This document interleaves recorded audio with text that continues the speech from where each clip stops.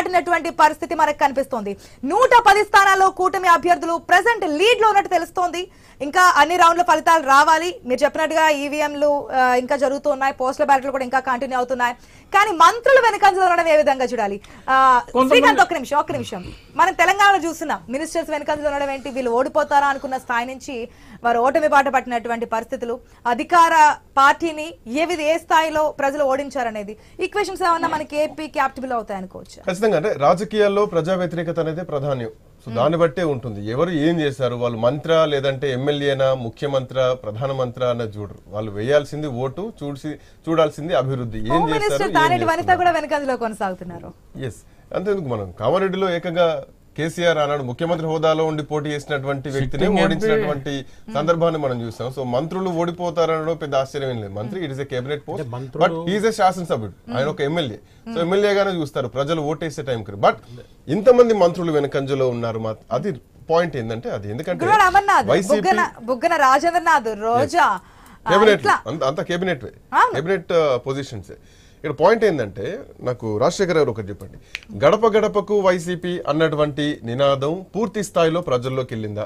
గడప గడపకు మా ప్రభుత్వం ఏం చేసింది అన్నది పూర్తి స్థాయిలో ప్రజల్లోకి తీసుకెళ్లగలిగారా?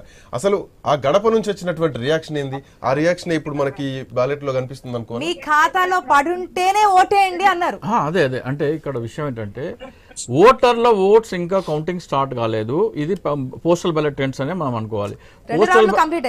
రెండైనా సరే దాన్ని చెప్తున్నా కదా, మీకు 2500లో నుంచి 2000 ఒక పార్టీకి పడితే దాన్ని ఓటు చేయాలంటే 2-3 రౌండ్లు కావాలి. ఈవీఎంలో అంత ఏకపక్షంగా పడవు కదా, నెక్ టు నెక్ ఉంటాయి. 40-60 పడతా ఉంటాయి. ఇక్కడ 80-20 పడింది. ఆ మార్జిన్ ని మీరు బీట్ చేయాలంటే మీరు కనీసం 3 రౌండ్స్ 4 రౌండ్స్ వెయిట్ చేయాలి. అది ఓట్ అని చేయాలంటే డెఫినెట్ గా. అందుకనే నిన్న వైసీపీ నుంచి ఈయన కూడా చెప్పారు, సజ్జల రామకృష్ణ గారు 10:30 నుంచి మీరు సెలబ్రేషన్ స్టార్ట్ చేసుకోండి. సో 10:30కి మనకు ఒక క్లియర్ పిక్చర్ వచ్చే అవకాశం ఉంటుంది. ఏ పార్టీ అనుకోవచ్చు? వైజాగ్ నుంచి అమరావతి నుంచి సెలబ్రేషన్స్? అమరావతి రెండు, ఇంకా అమరావతి కదా. ఓత్ టేకింగ్ వైజాగ్ 2 పార్టీలు అక్కడే ఉన్నాయి, పక్కనే ఉంటాయి. పక్కనే ఉన్నప్పటికీ కూడా అక్కడ సెలబ్రేషన్స్ అనేది పూర్తిగా డిఫరెంట్ కదా. సెలబ్రేషన్స్ అనేది మనకి 11 o'clock నుంచి స్టార్ట్ అవుతుంది. ఎగ్జాక్ట్ గా చెప్పాలంటే దాదాపు ఇప్పుడు కొనసాగుతున్న ట్రెండ్స్ అలా ఇంకో 1 hour లో టోటలీ మీకు రివర్స్ ట్రెండ్స్ కనబడతాయి. ఇప్పటికి స్టిల్ ఆ యొక్క కాన్ఫిడెన్స్ తో ఉన్నారు. మనకి రివర్స్ కనిపిస్తాయి. ఇప్పుడు మీకు పోస్టల్ బ్యాలెట్స్ ఇంకా 74 నియోజకవర్గాల పోస్టల్ బ్యాలెట్స్ కౌంటింగ్ అవ్వలేదు. ఆ ట్రెండ్స్ రాలేదు మనకి. సో 101 వచ్చాయి, ఇంకా 175కి 74లో మీకు పోస్టల్ బ్యాలెట్ ట్రెండ్స్ కూడా రాలేదు. దాన్ని రివర్స్ చేయాలంటే ఇంకా టైం పడుతుంది. సో మీకు 10:30, 11 o'clock ఒక క్లియర్ పిక్చర్ కనబడుతుంది. ఎందుకంటే మినిస్టర్లు ఈ రోజున మీరు సీఎం జగన్మోహన్ రెడ్డి గారి బ్యాలెట్ బాక్స్ ఓపెన్ చేసినా కానీ ఆయన ట్రైలింగ్ లోనే ఉంటారు postal ballots work stuff. So అది మనకి 10:30, 10:40 అట్లా ఎగ్జాక్ట్ ఫిగర్ వస్తుంది. అదే మరి ఎంపీలో చూస్తే మీరు టోటల్ గా డిఫరెంట్ గా ఉంది. చూడండి, ఎంపీలో వైసీపీ లీడ్ లో ఉంది. ఎంపీ ఫిగర్స్ ఎక్కడ కనపడలేదు మన దగ్గర.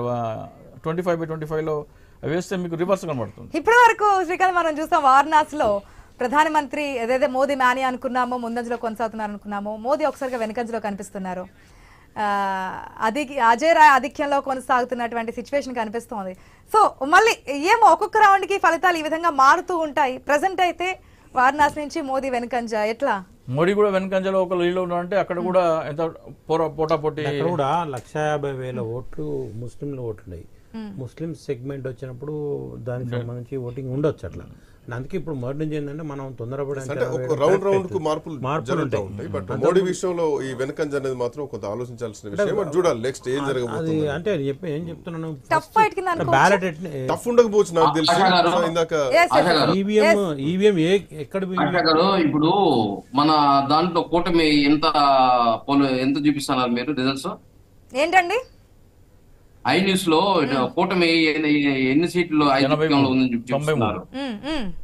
మీ డౌట్ చెప్పండి. ఎందుకు చూపిస్తున్నారు అంటున్నారా, లేదంటే వాస్తవ ఫలితాన్ని దాచిపెట్టమంటున్నారా? ఇక్కడ 100 దాటిందని చూపిస్తున్నారు. అది ఏంటంటారు? ఏది ప్రామాణికంగా తీసుకోవాలని చెప్పి మీరు చెప్తున్నారు? అదే 2-3 hours పడుతుంది. వేణుగోపాల్ గారు, మీరు ఫలితాలను తప్పు పడుతున్నారా, లేదంటే సాక్ష్యం తీసుకొచ్చి మా దాంట్లో ఏమంటారా? మేము సాక్షిని ఏమని చెప్పలేదు నేను ఇంతకుముందు టీవీలో సాక్షి ఎందుకు ఎగ్జాంపుల్ చెప్తున్నాను? చెప్పున్నారు నా సాక్షి కూడా చేయట్లేదు. సాక్షి కూడా TDP taking clarity I think clarity అడుగుతున్నారు. క్లారిటీ అడుగుతున్నారు. ఐ థింక్ క్లారిటీ అడుగుతున్నారు. ఎంత వేస్తున్నారు, నిజాలు తెలుసుకుందాం అన్నటువంటి మీ డౌట్ అంతే కదా వేణుగోపాల్ గారు? సార్ ఎంత అంటే ఎవరు ఎంత చూపిస్తున్నారో అర్థం కావట్లేదు, అసలు ఎంత అని అడుగుతున్నారా? ఎస్ 94 లీడ్, ఏది correct? కూటమి 94 లీడ్ లో నడుస్తోంది. వైసీపీ 10, తెలుగుదేశం ఇండివిజువల్ గా 76, జనసేన పార్టీ 14, ఇంత భారతీయ ఎందుకు జనతా చూపిస్తున్నారు పార్టీ మార్క్ టీడీపీకి సంబంధించి అని చెప్పి అడుగుతూ ఉన్నారు. లేదు. No, no, Doubt, I- doubt. ఒకసారి వేణుగోపాల్ క్వశ్చన్ మరొకసారి చెప్పండి, మీ డౌట్ ఏంటి? ఆశా గురు మేము చెప్పడంటే ఒక్కొక్క ఛానల్లో ఒక్కొక్క రిజల్ట్స్ చూపిస్తున్నారు.